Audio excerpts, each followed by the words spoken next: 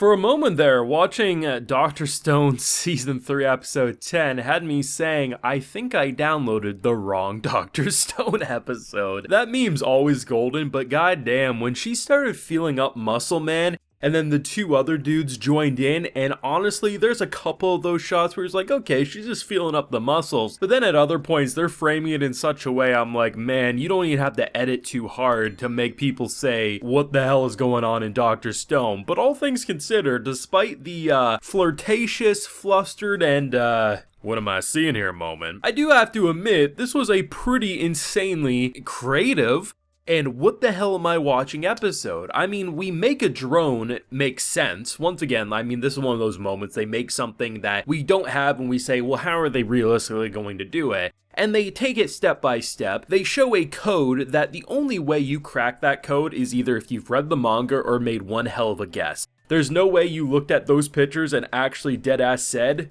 yeah, sure, I completely understand what they're going for. I mean, it makes sense once they break it down, but man, was that code hard as hell to crack. But yeah, they went out with a bang for the second to last episode of Core 1 of Season 3, and I'm excited for more. Now, I do have a full live reaction to this wonderful Dr. Stone episode available on my Patreon. If you're interested in seeing my full uncut thoughts, you can head on over there and consider supporting. This was a pretty crazy episode. I mean, I wasn't sure exactly what they're going to do, and I'm more confident than ever that we're not resolving next week them getting the stone or them getting like everything solved here. Like, we know this is a split core, right? So we're gonna have 22 episodes total this season, but after next week there will be at the very least a 3-month gap between cores, unless they delay it more, which obviously can happen at a moment's notice given anime production.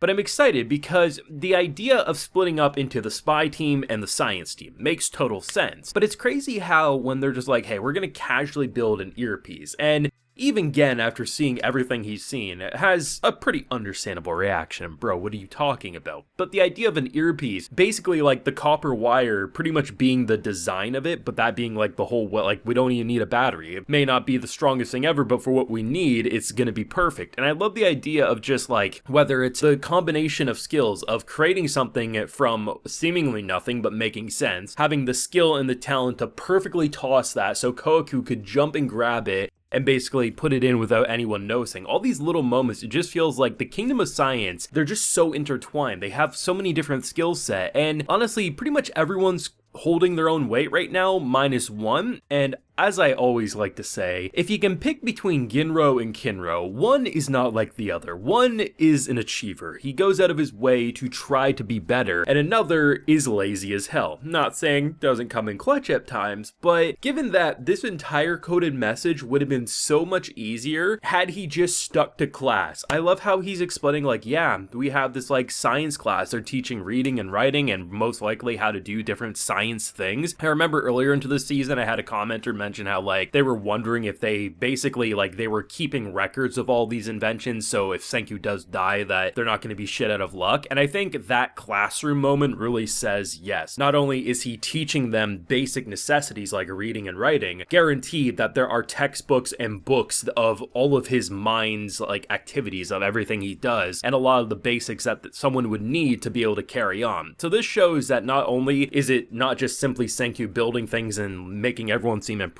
he's laying down a foundation for when he's gone that continuously teachers, students can continue on the legacy, right? But it does remind us that out of every character that could have been saved for petrification, I don't think Ginro is definitely the one to save, but it does make for some comedy gold, and obviously when he does come in clutch, it always does make it feel extra important because his moments are few and far in between, but you gotta love it, right? But it's nice to see how they're using the idea of characters not really understanding science, so things can look like monsters. In the case of the mobile lab, that just looks like a monster going from land to sea. Or in the case of the robotic rat, right? So basically something that's moving that fast, if you design it quick and like in a decent enough way, people are just going to assume we've never seen a rat like that. And it's a good thing that Koku has a rather large chest, because otherwise how the hell was she going to hide that when people started questioning her? But the idea of pretty much sending a coded message, what can you do? And cracking, well, obviously one person would be too scared to cut his own hands, so obviously it had to be her.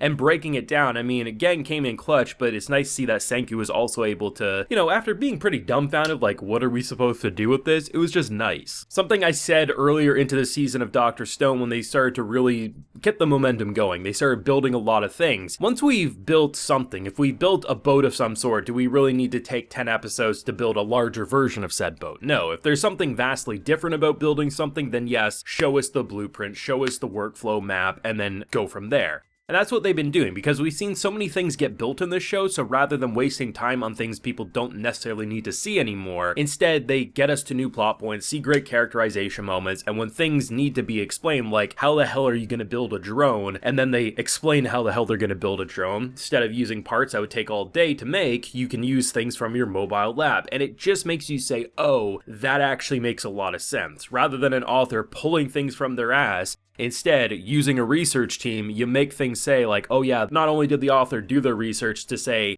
with what they have, could they build something? When you actually break it down step by step and investigate, it actually would work in the way they're explaining. And that's always insane to me with Dr. Stone. The biggest leap that Dr. Stone has for maybe someone to accept is when characters jump from the ground up like 2 sets of trees. Like, that's the only thing that doesn't really feel realistic, but that's okay because we are watching an anime and we can just assume that if a giant petrification beam can turn people to and from stone, I mean, at the end of the day, we can just assume that humans' physique has also developed in ways maybe we can't comprehend. The things that always need to make sense is the science, and the science always does feel like the workflow does realistically make sense. Honestly, I'm impressed. I really am. I mean, going from essentially having them have no way of communicating to then giving an earpiece so that they can listen in, having her pose as cute, could have been a coin toss. Is she going to look like a mummy or is she going to actually look like Suika? And honestly, she pulled off cute rather well.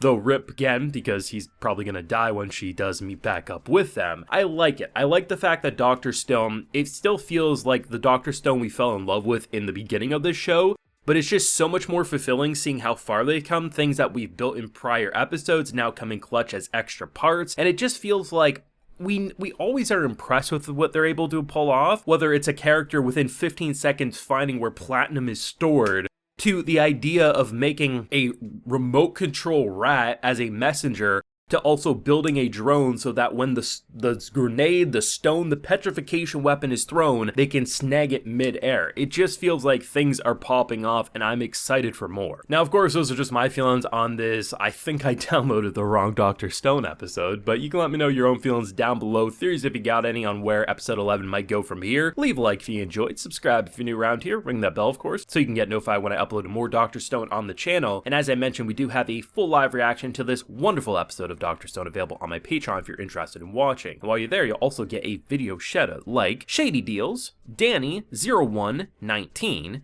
Fate, Furno19Z, and Darion Smith are getting today. So I appreciate the support, everyone. Please take care and have a good one.